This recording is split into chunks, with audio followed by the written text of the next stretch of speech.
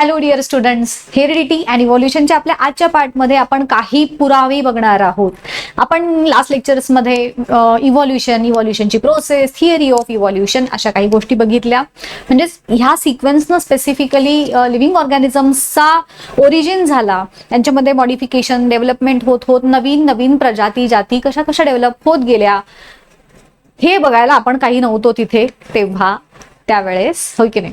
But still सायंटिस्टनी जे काही आपल्याला आतापर्यंत ज्या वेगवेगळ्या थिअरीज सांगितलेल्या आहेत तर त्या थिअरीजला पूर्णपणे जगन्मान्यता मिळालेली आहे. म्हणजे वर्ल्ड वाईड सगळ्यांनी ऍक्सेप्ट केलेला आहे. कधी कधी माझे मराठी शब्द खूप भारी येतात ना, जगन्मान्यता वगैरे, तसं माझं मराठी छान आहे खरं. सो हे सगळं पूर्ण काय म्हणतात वर्ल्ड मध्ये सगळ्यांनी ऍक्सेप्ट केलं. याचाच अर्थ त्या स्पेसिफिक गोष्टीचे पुरावे हे तितकेच स्ट्रॉंग असल्याशिवाय पूर्ण जगभरात हे ऍक्सेप्ट होतील का रे? बिलकुल नाही, होय की नाही. मला एखादी गोष्ट कोणी सांगितली अशीच न पटण्यासारखी, तर मी आधी काय म्हणा, काय पुरावा आहे तुझ्याकडे, होय की नाही, व्हॉट इज द एव्हिडन्स. पण तसं झालंच ऑब्व्हियसली तेव्हा. पण तेव्हा त्या पुराव्यांना उत्तर म्हणून सायंटिस्टनी असे दमदार त्यांचे पुरावे सादर केले की मग आपोआपच लोकांचे प्रश्न जे होते ते त्यांची उत्तरं त्यांना त्याच्यातून मिळाली. आणि मग असेच काही इव्हिडन्सेस जे इव्हॉल्युशनची जी प्रोसेस आहे त्याला पुष्टी देतात, त्याला एक्सप्लेन करतात की असंच झालं इव्हॉल्युशनमध्ये. तर ते काही इव्हिडन्सेस आपण आजच्या लेक्चरमध्ये बघणार आहोत. सो त्यातला सगळ्यात पहिला जो इव्हिडन्स आहे तो आहे मॉर्फॉलॉजिकल इव्हिडन्स. मॉर्फॉलॉजी कशाला म्हणायचं तर मॉर्फॉलॉजी म्हणजेच आपले एक्सटर्नल अपीअरन्स. आपण बाह्य स्वरूप आपलं कसं आपण दिसतो, कसे आहेत आपले हातपाय, कसे आहेत डोकं, कसं आहे केस, कसे आहेत आपला रंग कसा आहे, तर ही आपली एक्सटर्नल रचना, त्याला म्हणायचं मॉर्फॉलॉजी. लिहून ठेवा, morphology is external appearance of living organism. किंवा कशाचाही, लिव्हिंग असो किंवा नॉन लिव्हिंग असो, एखाद्या वस्तूला, एखाद्या व्यक्तीला, एखाद्या प्राण्याला मी बघितल्या समोर तो कसा दिसतो, दॅट इज इट्स मॉर्फॉलॉजी. मग ह्या मॉर्फॉलॉजिकल इव्हिडन्सेसला प्रूव्ह करण्यासाठी काही पुरावे, आता तुमच्या टेक्स्टबुक मध्ये आय थिंक हे एक चित्र दिलेलं आहे बघा, दिसतंय. वेगवेगळे ॲनिमल्स आणि प्लांट्स आहेत. व्यवस्थित दिसतंय का बघा. 3 ॲनिमल्स आहेत, एक पपी आहे, एक शीप आहे आणि एक वुल्फ आहे, बरोबर. आणि बाकीचे इथे जे आहेत ते प्लांट्स आहेत, मँगो आहे, चिकू आहे आणि हे बहुतेक पेरू बिरू असं काहीतरी दिसतंय. आता ह्यावरून आपल्याला मॉर्फॉलॉजिकल एव्हिडन्सेस कसे एक्सप्लेन करायचे, तुम्हाला 2-3 मार्कांच्या प्रश्नामध्ये किंवा असे चित्र देतील आणि एक्सप्लेन हे काय आहे, कशा प्रकारचे एव्हिडन्सेस आहेत, हाही प्रश्न तुम्हाला विचारला जाऊ शकतो. किंवा explain morphological evidences for evolution असा डायरेक्टली प्रश्न विचारला जाऊ शकतो. सो ह्या प्रश्नाचं उत्तर तुम्ही कसं लिहिणार आहात ते मी सांगते बघा. सो सगळ्यात पहिल्यांदा मॉर्फॉलॉजी इज एक्सटर्नल अपीअरन्स हे तुम्ही सांगितलं. मग पहिल्यांदा प्लांट्स, आता इथे चित्र दिलंय ना, ह्याच्यावरून सांगायचंय की नाही आपल्याला मॉर्फॉलॉजिकल इव्हिडन्सेस. सो सगळ्यात आधी आपण ह्या ॲनिमल्सना एक्सप्लेन करू आणि मग प्लांट्सना पण एक्सप्लेन करू. पुस्तकामध्ये तुम्हाला तसं नाही दिलेलं आहे, बट जर तुम्हाला असं चित्र विचारलं आणि ह्याच्यावरून एक्सप्लेन करा असं विचारलं तर तुम्हाला ह्यांच्यामध्ये तुलनात्मक दृष्ट्या तुमचं उत्तर असणं हे अपेक्षित असतं परीक्षेमध्ये, जे तुम्हाला बरेचदा सांगितलं जात नाही. सो आता इथं काय सांगणार तुम्ही की डॉग आहे, शीप आहे आणि वुल्फ आहे सपोज. सो त्यांच्यामध्ये मॉर्फॉलॉजिकली म्हणजे दिसायला 3ही ॲनिमल्स, आधी मी मराठीतून एक्सप्लेन करते तुम्हाला ते समजण्यासाठी आणि मग आपण इंग्लिश मधून बघूया ते कसं लिहायचं ते. सो डॉग, शीप आणि कोण आहे मधला आपला वुल्फ आहे. सो हे 3ही ॲनिमल्स खरं तर बघायला गेले तर ते राहतात वेगळ्या ठिकाणी, त्यांचं अन्न वेगळं आहे, त्यांचं बघायला गेलं तर फिजिकल स्ट्रक्चर पण वेगळं आहे. म्हणजे मला बघितल्या ह्याला मी वाघ नाही म्हटलं, ह्याला मी डॉगच म्हणणार, होय की नाही, बिकॉज त्याचे जे काही फीचर्स आहेत मला माहिती आहे कुत्र्याचे फीचर्स कसे असतात. सो त्याच्यावरून मी ओळखलं की डॉग आपण वेगळा ओळखू शकतो, शीप वेगळी ओळखू शकतो. मग इव्हन दो त्यांच्यामध्ये एक्सटर्नल स्ट्रक्चर्स मध्ये सुद्धा डिफरन्सेस आहेत की ज्याच्यावरून आपण ते अॅनिमल्स ओळखले, परंतु तरी सुद्धा there are certain similarities in between these animals. काय सिमिलॅरिटीज आहेत समजा शोधायचा आपण प्रयत्न केला तर आपल्याला काय सिमिलॅरिटीज दिसतील? मग मला कोणाला तरी दिसतील, हा यार ह्यांच्यामध्ये सगळ्यांना 2-2 डोळे आहेत, सगळ्यांना 2-2 कान दिसत आहेत, नाक दिसतंय सगळ्यांना, एक तोंड दिसतंय, दात दिसत आहेत, 4 हात म्हणजे हातपायाचे 4 त्याचे लिम्स आहेत, एक शेपूट आहे, सगळ्यांच्या बॉडीवरती मला फर दिसती आहे. असे काही मग तुम्ही सिमिलॅरिटीज आपल्याला लक्षात येतील. म्हणजे डिफरन्सेस तर आहेतच ऑब्व्हियसली, प्रत्येकाची रचना वेगळी वेगळी आहे, त्यांचं खाणं वेगळं आहे, त्यांचं हॅबिटॅट, त्यांची ब्रीडिंग पिरियड सगळं वेगळं आहे. पण if we try to find out the similarities between these animals, मग आपल्याला कळणार की हा प्रत्येकाला नाक आहे, कान आहे, हातपाय आहे, तोंड आहे, हे सगळे पार्ट्स सगळ्यांच्यामध्ये सिमिलर आहेत. मग सायंटिस्टनी म्हटलं जरी हे अॅनिमल्स दिसायला वेगळे, सगळं त्यांच्यामध्ये डिफरन्सेस असले तरी सुद्धा त्यांच्यामध्ये असे काही फीचर्स आहेत जे सगळ्यांमध्ये कॉमन आहेत की ज्याचा संबंध असा लावता येतो की हे कुठून तरी एका कॉमन अँसेस्टर पासून त्यांची ओरिजिन झालेली आहे. असं तुमचं उत्तर ह्या अॅनिमल्सच्या बाबतीत तुम्ही लिहाल.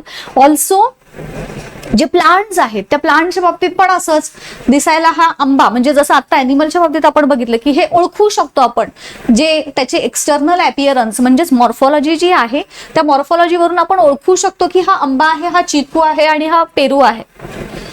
बट इव्हन दो ते डिफरंट आहेत, त्याची चव वेगळी आहे, त्याचा रंग, वास किंवा गंध त्याचा वेगळा आहे, अपीअरन्स कलर वेगळा आहे, बरोबर, त्याचे गुणधर्म वेगळे असतील, पानांची रचना वेगळी वेगळी आहे, झाड आपण ओळखू शकतो बघून की हे आंबा आहे, हा चिकू आहे. हे डिफरन्सेस जरी ह्या प्लांट्स मध्ये असले तरी सुद्धा if we try to find out some similarities between these plants, तर आपण सांगू शकतो ना की सगळ्यांना फळं आहेत, सगळ्यांना स्टेम आहे, लीफ आहे, हे पार्ट्स तर कॉमन आहेत सगळ्या. इव्हन दो लीफचं स्ट्रक्चर वेगळं आहे, स्टेमचं स्ट्रक्चर वेगळं आहे, बट लीफ सगळ्यांना आहे, स्टेम सगळ्यांना आहे, सगळ्यांना फळं येतात, बरोबर, रूट्स असतात सगळ्यांना. सो ह्या पद्धतीने ह्या प्लांट्स मध्ये देखील आपल्याला सिमिलॅरिटीज आहेत असं सांगता येतं, विच अगेन इंडिकेट्स की ह्या सगळ्या इव्हन दो त्यांच्यामध्ये डिफरन्सेस असले तरी सुद्धा ह्या सगळ्या प्लांट्सचा एक ओरिजिन कुठेतरी सेम आहे, हे आपल्याला ह्या मॉर्फोलॉजिकल एव्हिडन्सेस मधून सांगायचं आहे. मग तुम्ही कसं सांगणार? आता हे आपण सांगितलं, एक्सप्लेन केलं, परंतु लिहिताना असं लिहिणार का? नाही. लिहिताना तुम्ही कसं लिहिणार बघा, morphological evidence based on similarity in external and visible feature. Morphological evidences हे कशावर, आता हे जे पॉइंट्स आहेत ते मी थोडेसे शॉर्ट मध्ये लिहिले, तो तुम्ही जेव्हा लिहाल एक्झाम मध्ये तर these are the type of evidences, असं एक वाक्य तुम्ही अजून वाढवू शकता, which are based on similarity in external and visible features of various plants and animals. आणि मग इथे अॅनिमल्स मध्ये सिमिलॅरिटी काय सांगितलं? Similarity in structures like mouth, nostrils, ear pin, eyes etcetera. आणि प्लांट्स मध्ये similarity in leaf, stem and other parts. आणि मग ह्याच्यातून सांगणार की all these indicate that these plants and animals have evolved from a common ancestor. असं तुमचं उत्तर कम्प्लिटली झालं पाहिजे. आता इथं तुम्ही अजून ऍड करू शकता की द अबोव डायग्राम शोज की इवन दो डॉग, ते शीप आणि वुल्फ होता, ऑल दीज आर हॅव्हिंग काय म्हणतात 2 eyes, 2 ears, 1 mouth, असं पण तुम्ही त्याच्यामध्ये ऍड करू शकता. किंवा हे शॉर्ट मध्ये तेच, इयर पिन्ना म्हणजे हे बाहेरचा जो पार्ट दिसतोय आपल्या कानाचा त्याला इयर पिन्ना असं म्हणतात. सो ह्यांच्यामध्ये सिमिलॅरिटी आहे असं तुम्ही त्यात सांगितलं. साध्या शब्दात लिहा किंवा असं शॉर्ट मध्ये लिहिलं तरी काही हरकत नाही. हे बघा, उत्तर लिहिण्याचा एकच नियम आहे, तुम्ही तुमचे शब्द वापरू शकता, परंतु मेक शुअर की ते जे तुम्ही लिहाल त्याच्यामुळे तुमचा जो मूळ गाभा आहे, मूळ जो कंटेंट आहे त्याचा अर्थ नाही बदलला पाहिजे. समजलं? बाकी you are free to write anything. आता ह्या प्रकारचे एव्हिडन्सेस झाले मॉर्फोलॉजिकल एव्हिडन्स. दुसऱ्या प्रकारचे जे एव्हिडन्सेस आहेत हे आहेत अनाटॉमिकल एव्हिडन्स. मगाशी मी तुम्हाला मॉर्फोलॉजीचा अर्थ काय सांगितला? मॉर्फोलॉजी म्हणजे एक्सटर्नल कॅरेक्टर्स किंवा एक्सटर्नल फीचर्स. सिमिलरली अनाटॉमी म्हणजे internal structure of living organism. मग इथे काही जे तुम्हाला चित्र दिलीत, ह्युमन हँड आहे, 4 leg ऑफ ऑक्स आहे, बैलाचा पाय, पॅटॅजियम ऑफ बॅट, बॅट म्हणजे क्रिकेटवाला बॅट नाही, वटवाघूळ आणि फ्लिपर ऑफ वेल त्याचे देवमाशाचे पर ज्याला म्हणू आपण किंवा हा. तर ह्या सगळ्यांच्या आता जर तुम्ही विचार केलात एक्सटर्नली आठवा, मगाशी कसे होते एक्सटर्नली स्ट्रक्चर सिमिलर होते, इथं मात्र जर तुम्ही कम्पेअर करायचं झालं तर ह्या दोघांच्या मध्ये डिफरन्स काय आहे. मॉर्फॉलॉजी मध्ये काय आपण बघितलं की एक्सटर्नली त्यांच्यामध्ये काही सिमिलर स्ट्रक्चर दिसत होते. 2 पाय, 2 डोळे, 2 कान हे एक्सटर्नल फीचर त्यांचे सेम होते, हे मॉर्फॉलॉजी मध्ये आपण लिहिलं. अॅनाटॉमी मध्ये आता जर तुम्ही स्पेसिफिकली फोकस केलात तर तुमच्या लक्षात येईल माणसाचा हात, आपला हात आणि बैलाचा हात यांच्यामध्ये एक्सटर्नली काहीही साधर्म्य नाही. वटवाघळाचा जो पर आहे तर काहीही आपला हात आणि त्याच्यामध्ये साधर्म्य नाही, तो उडतो, आपला हात उडायला काही मदत करत नाही. बैलाच्या पायाचं फंक्शन वेगळं आहे. फ्लिपर ऑफ वेल देवमाशाचा जो पर आहे त्याचं फंक्शन वेगवेगळं आहे. सो आयडियली हे सगळे ऑर्गन्स जे आहेत हे 4 इथे जे स्पेसिफिकली दिलेत त्या प्रत्येकाचं स्ट्रक्चर वेगळं, ते प्रत्येक ऑर्गन त्या सजीवामध्ये डिफरंट फंक्शन परफॉर्म करतात, राईट. बट तरी सुद्धा यांचे जर तुम्ही इंटरनल स्ट्रक्चर म्हणजेच अॅनाटॉमीकडे बघितलं तर तुमच्या लक्षात येईल. आता बघा हा, मी इथला जो पार्ट आहे तो हायलाइट करते, तुमच्या लक्षात येईल. हे जे स्ट्रक्चर आहे बोनचं, हा हे इथं हे आणि हे थोडंसं मॉडिफाय झालंय पण तशाच पद्धतीचं आहे हे, ठीक आहे. हे सगळे सेम दिसत आहेत तुम्हाला, हे बोन. तसंच आपल्या हाताचा जो हा पार्ट आहे तो बैलाचा जो खूर म्हणतो ज्याला आपण, तो हा हे आपल्या बोटांचे जर कम्पेअर केली तर, आणि हे देवमाशामध्ये पण हे असं बघितलं तर हे सगळे पार्ट्स इफ यू कम्पेअर त्यांच्यामध्ये काहीतरी सिमिलॅरिटीज दिसतात की नाही रे, आहेत की नाही. Do you agree or not, बरोबर. जर तुम्ही त्यांचे बोनी स्ट्रक्चर्स, त्यांचे बोन्स कसे आहेत हे एक्सटर्नल आपल्याला वेगळं त्याचं काही वेगवेगळं दिसून येतात, परंतु इंटरनल बोनी स्ट्रक्चर जर त्याचं तुम्ही ऑब्झर्व केलं तर तुमच्या लक्षात येईल की ह्या सगळ्या स्ट्रक्चरमध्ये कुठं ना कुठंतरी काही ना काहीतरी साधर्म्य आहे.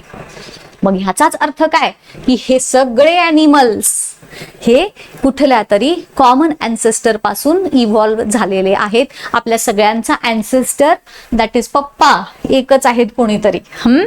सो आता हे लिहिणार कसं, अगेन अॅनाटॉमिकल एव्हिडन्सेस ची जेव्हा तुम्हाला नोट विचारली जाते, शॉर्ट नोट, जसं मगाशी मॉर्फॉलॉजी मध्ये सांगितलं चित्र दाखवतील, हे एक्सप्लेन करा कुठल्या प्रकारचं, तसंच अॅनाटॉमिकल मध्ये पण तुम्हाला हे तुमच्या पुस्तकातलं चित्र दाखवतील, हे कोणत्या प्रकारचे एव्हिडन्सेस आहेत असं विचारलं जाईल, किंवा मग write short note on the anatomical evidences असा तुम्हाला प्रश्न विचारला जाईल.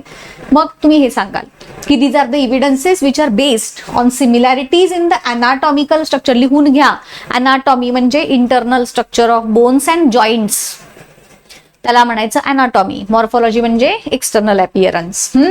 मग इथं hand of human, 4 leg of ox, flipper of whale and 4 limbs of bat appear different superficially. Superficially म्हणजे वरवरचं, त्यांचं एक्सटर्नल स्ट्रक्चर टोटली डिफरंट आहे, but there is similarity in the structure of bones of these organs, animals actually, which indicate their common origin. लक्षात आलं. So आता ह्याच्यामधले keywords म्हणजेच तुमच्या उत्तरात काय काय आलं पाहिजे, जेव्हा तुम्ही उत्तर लिहाल तेव्हा तुमच्या उत्तरात similarities in the anatomical structure हे आलं पाहिजे, कंपल्सरी आलं पाहिजे. आणि मग ही सगळी एक्झाम्पल्स तर ऑब्व्हियसली आहेत. हँड ऑफ ह्युमन आहे, 4 लेग, फ्लिपर ऑफ वेल आणि 4 लिम्स ऑफ बॅट, हे डिफरंट सुपरफिशियली आहेत, परंतु similarity in structure of bones, त्यांचे जे बोनचं स्ट्रक्चर आहे त्या स्ट्रक्चर्स मध्ये तुम्हाला सिमिलॅरिटीज दिसून येतील, विच इंडिकेट की हे सगळे ॲनिमल्स एका कॉमन अँसेस्टर पासून ओरिजिनेट झालेत, असं तुमचं उत्तर होईल. आणि मग तुमचं उत्तर तिथं कंप्लीट झालं, राईट. सो हे 2 होते आपले आजचे एव्हिडन्सेस. आज एवढाच पार्ट बघूयात. नेक्स्ट मध्ये पुढचा जो एव्हिडन्सेस ऑफ इव्हॉल्युशन आहेत तो आपण घेऊयात. कसा वाटला व्हिडिओ मला नक्की सांगा. आवडला असेल तर लाईक, शेअर, सबस्क्राईब करायला विसरू नका. नक्कीच भेटूयात पुढच्या व्हिडिओमध्ये. Till then goodbye, thank you.